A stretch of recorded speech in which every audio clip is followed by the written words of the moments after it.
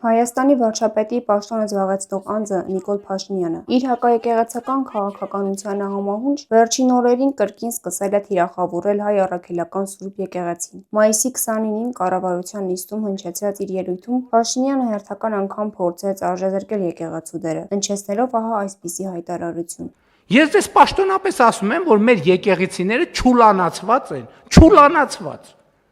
Ով որտեղ ինչ ոչ պետքական ապրանք ունի, մեկ էլ գնում ես տենում ես, ասենք ինչ որ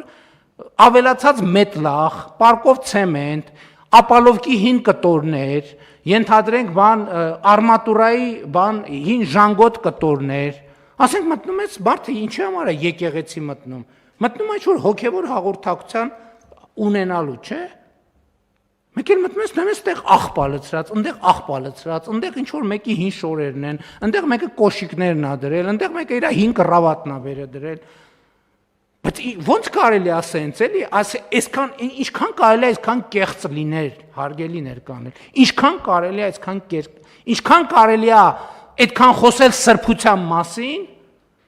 ու այդքան արտասուրբ լնել։ Որպեսզի հասկանանք, թե ինչու նա այս օրերին կրկին ակտիվացրեց իր աղանդավորական խոսույթը ու հանդես եկավ եկեղեցուն թիրախավորող հայտարարությամբ, հարկավոր է հետևել վերջին օրերին Ադրբեջանից հնչած ստահոդ հայտարարություններին։ Եվ այսպես, Կովկասի մուսուլմանների վարչության նախագահ Ալլահ Շուքյուր Փաշազադեն, որ հայտնի է հակահայկական իր գործունեությամբ ու կեղծարարությամբ, մասնավորապես հայկական եկեղեցիներ ադրբեջանական համարելու հարցում, հասավ նաև Սուրբ Էջմիածին։ Հերթական կեղծ հայտարարություն անելով, թե Էջմիածինը հիմնադրվել է ադրբեջանական հողերի վրա։ Իրեն Կովկասի մուսուլմանների վարչության նախագահ համարողը ահա թե ինչ պատմական կեղծ հայտարարություն է անում, ասելով. Հայերի, աշխարհի առաջին քրիստոնյաների միակ նպատակը քրիստոնեության պատմության մասին կեղծ փասարկների օգնությամբ մեծ Հայաստանի երազանքին աջակցելն է։ Այս մասին հայտարարել է վարչության ավականու այսօրվա ընդլայնված նիստում։ Փաշազադեի այս կեղծիքին հակադարձելու փոխարեն Փաշինյանը անցնում է հայոց եկեղեցու թիրախավորմանը։ Ինչպես տեղի նկատեց ադրբեջանագետ Տաթև Հայրապետյանը, Փաշինյանը Ալիևի հայատյացության դպրոցն է ավարտել։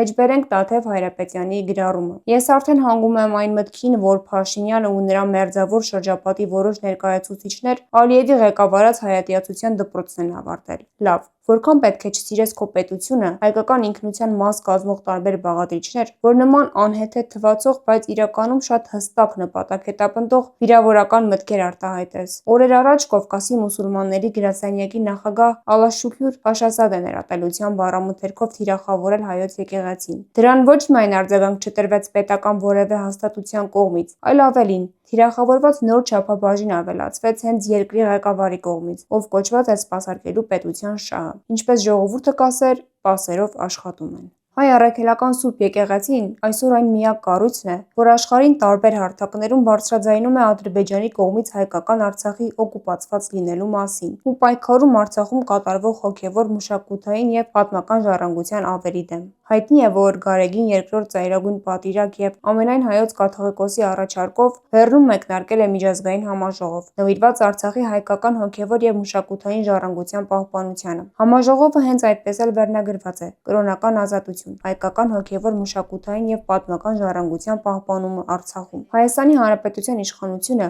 փոխարենը հայ եկեղեցու հետ միասնաբար պայքարի հանուն հայկական հոգևոր, մշակութային ժառանգության պահպանության զբաղված է ադրբեջանանպաստ քարոզչությամբ։ Ավելին, Արցախի հարցում հայ եկեղեցու ակտիվ գործունեությունը խիստ անհանգստացնում է Հայաստանի ՔՊԱ-ական իշխանությանը։ Ահա թե ինչու է Փաշինյանը խառնվել իրար։ Մայրաթոր Սուրբ Էջմիածնի դիվանապետ Արշակ եպիսկոպոս Խաչատրյանը սրբավայրերի հանդեպ վարչապետի մահացուսերը վերնագրով գրառում է կատարել, որում ասված է. Գնահատելի է, որ գործող վարչապետը վերջապես ընկալել է հուշարձանի կարգավիճակ ունեցող սրբավայրերի պահպանության գործում իր եւ իշխանությունների պատասխանատվությունը։ Ցավալի է սակայն, որ նման նուրբ հարցի շուրջ արտահայտվելիս անգամ այդպիսի բարձր դիր զբաղեցնող անձը չի կարողանում չցուցադրել նորաձև հռչակված կրթության պակասը, ինչպես նաև հանրային պատշաճ հաղորդակցության եւ խնդիրների խորքային ըմբռնման ներքին ճգնաժամը։ Պետք է տեղյակ լինել, որ հուշարձանի կարգավիճակ ունեցող սրբավայրերի պահպանության առնչությամբ տակավին 2019 թվականի սկզբներից եկեղեցին մի շարք անգամներ դիմել է պետական մարմիններին եւ ընդգծել առկա հարցերը համատեղ քննարկելու անհրաժեշտությունը, ինչը ցավոք առ այսօր անարձագանք է մնացել ինչպես պետական լիազոր մարմնի,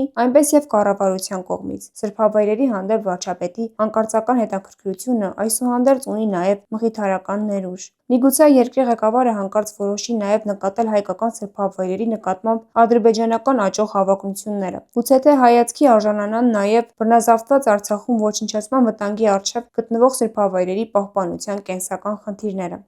Փաշինյանի հակաեկեղեցական հայտարարությունները առաջացրել են մեր ժողովրդի մեծ վրդովմունքը։ Մարդիկ իրենց զայրույթն են արտահայտում նման սրբապիղծ երևույթի նկատմամբ, հանդես գալով տարբեր գրառումներով։ Նիկոլը իրեն վեր է դասել հայ ազգի սահմանադրությունից, պետականությունից, բարոյական արժեքներից, ընտանիքից, հավատքից, եկեղեցուց եւ Աստծուց։ Նա պետք է իշխանազրկվի եւ հայ առաքելական եկեղեցու կողմից ենթարկվի բանադրանքի։ Մտահոգիչ խնդրի առնչությամբ Հայք Նյուզը զրուցեց աստվածաբան պրոդյուսեր Թովմաս Առաքելյանի հետ։ Չուլանային բառը, եթե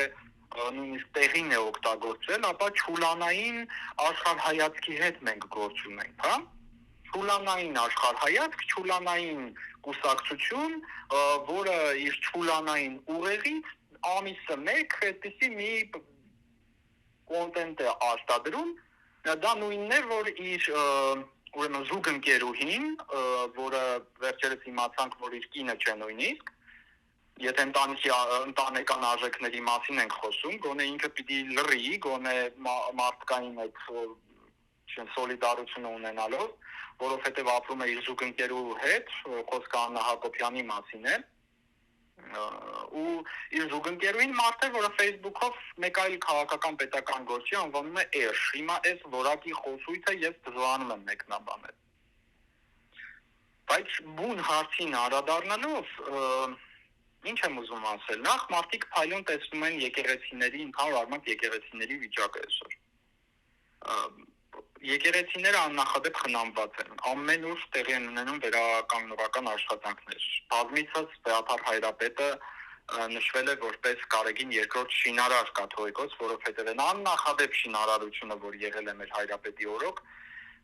դա իհարկե շշմել կարելի է, այսինքն թե ինչքան մեր վանքեր, եկեղեցիներ բարեկարգվում են ամբողջ Հայաստանով մեկ։ Հայ առաքելական Սուրբ եկեղեցու բարձրագույն պատիժը նզովքն է։ Հայոց եկեղեցին իր կանոնադրության համաձայն կարող է անիծել, բանադրել անհավատներին, եկեղեցու դեմ դուրս եկած անձանց։ Ու այսօր շատերը արդարացիորեն հարց են հնչեցնում. ժամանակը չէ, որ եկեղեցին հնչեցնի իր ծայրագույն սանկցիան, նզովքը կամ բանադրանքը սրբապիղծ քաղաքականություն վարողների դեմ, քանի որ նրանք անցել են բոլոր սահմանները։ Նզովքը կամ բանադրանքը եկեղեցին կիրառում է շատ հազվադեպ։ Բանադրանքի գործիքը արդեն 200 տարուց ավելի է եկեղեցին կիրառում։ Եվ իրավամբ, վերջին 2 օրերին կա հանրային պահանջ, որ Հայ առաքելական Սուրբ եկեղեցին պետք է սկսի Նիկոլ Փաշինյանի նզովքի ենթարկելու գործընթացը։